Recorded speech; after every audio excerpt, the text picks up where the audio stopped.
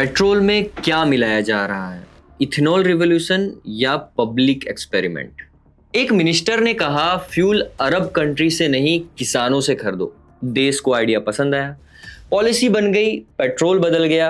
लेकिन आज कुछ लोग इसे इंडिया की एनर्जी रिवॉल्यूशन बोल रहे हैं और कुछ लोग पूछ रहे हैं क्या पूरे देश को एक एक्सपेरिमेंट की तरह हिस्सा बनाना सही है? पेट्रोल भरवाते हो ना, 500 का, 1000 का या फिर टैंक फुल। लेकिन एक सवाल है, जो पेट्रोल आज आप अपनी गाड़ी में डलवा रहे हो, क्या वो वाकई पेट्रोल है? आज इंडिया में बिकने वाले पेट्रोल में लगभग 20% इथेनॉल मिला हुआ है और गवर्नमेंट इसे एक हिस्टोरिक अचीवमेंट बता रही है। उनका कहना है ऑयल इंपोर्ट्स कम होंगे, फार्मर्स की इनकम बढ़ेगी, पॉल्यूशन कम होगा, इंडिया एनर्जी इंडिपेंडेंट बनेगा।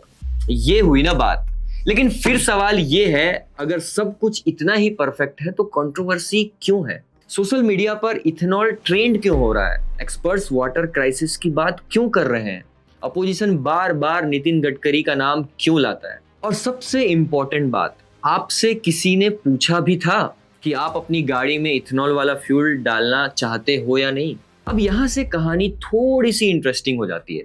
देखो, अगर इंडिया में इथेनॉल का कोई ब्रांड एम्बेसडर है तो वो है नितिन गडकरी। पिछले कई सालों से वो एक ही बात बोलते हैं, इंडिया को ऑयल इंपोर्ट्स कम करने होंगे। और ऑनेस्टली बात गलत भी नहीं है। हर साल लाखों करोड़ों रुपए का क्रूड ऑयल इंडिया इंपोर्ट करता है, मतलब हमारा पैसा बाहर जाता है। सऊदी अरबिया, रशिया, इराक और दूसरे ऑयल प्रोड्यूसिंग कंट्रीज में। तो गडकरी का विजन था क्यों ना फ्यूल ही इंडिया में बनाया जाए, शुगर केन से। कौन से?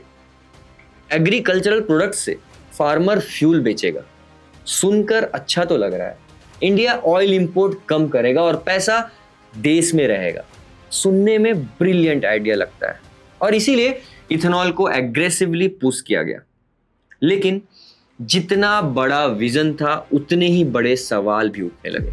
अब ध्यान से समझिएगा, हिस्ट्री का एक सिंपल रूल है, जहां पॉलिसी होगी वहां पैसा होगा और जहां पैसा होगा वहां कंट्रोवर्सी भी होगी।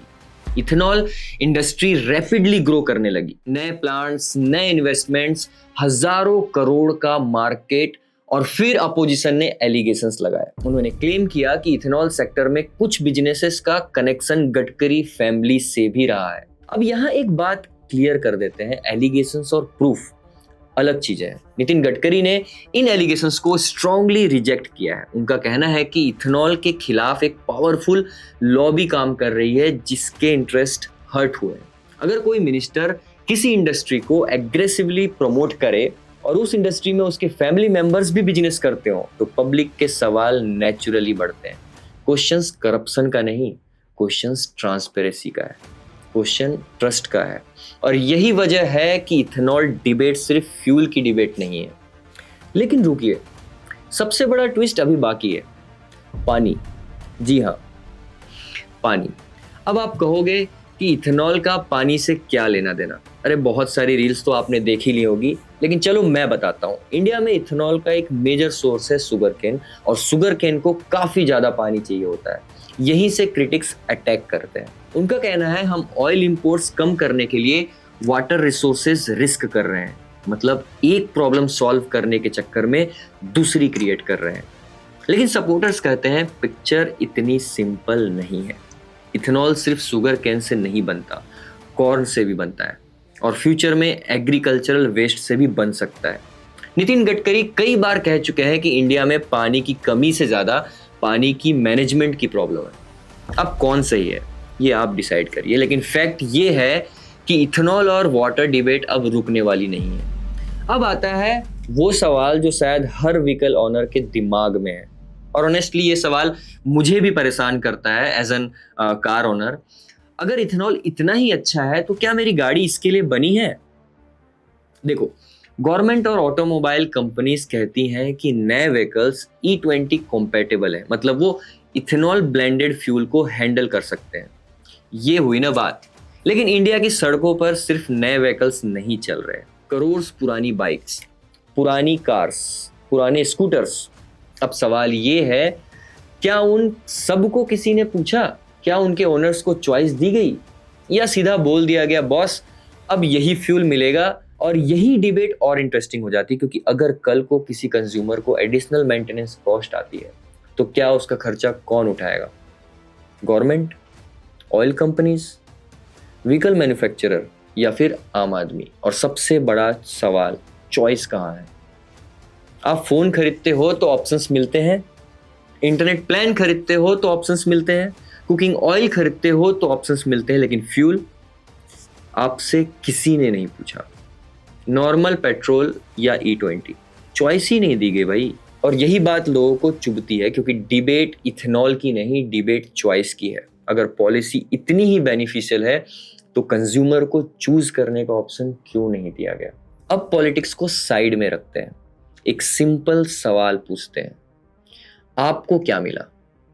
क्योंकि अल्टीमेटली पॉलिसी का सक्सेस पब्लिक फील करती है। कुछ लोग कहते हैं माइलेज कम हुई, गवर्नमेंट कहती है डिफरेंस नेग्लिजिबल है, इंडस्ट्री कहती है फ्यूचर इसी में है, एक्सपर्ट्स डिवाइडेड है, लेकिन पब्लिक का कैलकुलेशन सिंपल है, वॉलेट, मंथली फ्यूल एक्सपेंस और डेली लाइफ। और जब लोगों को डायरेक्ट बेनिफिट फील होता है तो नेचुरली सवाल बढ़ने लगते हैं, और वही इथेनॉल के साथ हो रहा है।